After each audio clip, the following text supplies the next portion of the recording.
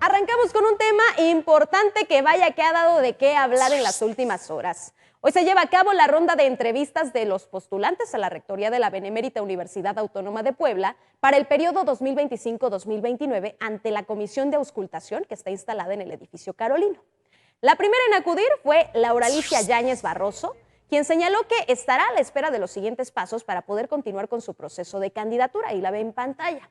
El segundo fue César Ricardo Cancino Ortiz, con más de 30 años de trayectoria como docente e investigador. Él destacó que los retos de la UAP requieren decisiones audaces y eficaces. A él le siguió María Lilia Cedillo Ramírez, la actual rectora, y quien busca reelegirse. Se presentó ante la comisión, ella expresó su intención de dar continuidad a su gestión al frente de la máxima casa de estudios y celebró que haya democracia en la institución. Por su parte, Eloísa Chilian Herrera se presentó ante la comisión de auscultación, pero ella declinó su postulación y brindó su apoyo a la rectora Lilia Cedillo.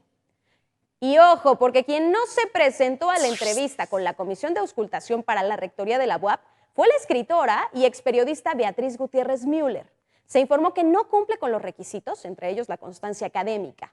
Su nombre fue postulado por un estudiante del Instituto de Ciencias Sociales y Humanidades, Alfonso Vélez Pliego, pero se descarta que ella sea una de las candidatas. Así que son 9 los candidatos a la rectoría de la universidad.